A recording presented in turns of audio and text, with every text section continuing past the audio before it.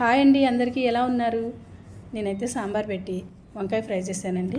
పప్పు బాగా ఉడికిపోయింది కదండి, బాగా మెదిపేసాను. మెదిపిన తర్వాత చింతపండు పులుపు సరిపడా చింతపండు పులుసు వేసాను.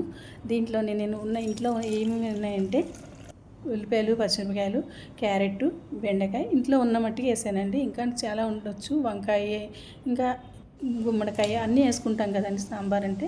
కాకపోతే ఇంట్లో ఎన్ని ఉంటే అవి వేసాను. ఇదైతే నేను 3 రకాలుగా ఉపయోగిస్తానండి. పొద్దుటే చేస్తే అనుకోండి, పొద్దుట సాంబార్ ఇడ్లీ తినొచ్చు, మధ్యాహ్నం భోజనంలో తినొచ్చు, సాయంత్రం దోశ, సాంబార్ దోశ తినొచ్చు. ఇలా 3 రకాలుగా ఉపయోగించానండి దీన్ని. ఇవాళ చేయలేదు, మొన్న చేశాను అనమాట. ఈరోజు పెడుతున్నాను నేను వీడియో. ఇలాగా మొత్తం నేను ఇంట్లోనే సాంబార్ మసాలా చేసుకుంటానండి. అది కూడా నేను ఎలా చేశాను అనేది వీడియో అయితే నేను తీసాను కానీ పెట్టలేదు. అది కూడా ఒకరోజు ఎడిటింగ్ చేసి పెడతాను. సాంబార్ మసాలా అయితే ఇంట్లోనే చేసుకుంటానండి. బిస్బిల్బాత్ చేసుకుంటాం కదా, ఆ మసాలా కూడా నేను ఈ సాంబార్ పొడిలోనే వేస్తాను అనమాట అండి. ఈ సాంబార్ పొడి వేస్తాను బిస్బిల్బాత్లో కూడా. చాలా బాగుంటుంది, అందుకే ఇంట్లోనే తయారు చేస్తాను. ఎలా తయారు చేస్తాను అనేది చూపిస్తాను మీకు. ఎండ్ అయిపోయింది, మరిగిపోయింది, తాలింపు అయితే అయిపోయింది. ఇందులోకి వంకాయ ఫ్రై అయితే వేసేసాను. నచ్చిందా మీకు? ఓకే అండి, బాయ్.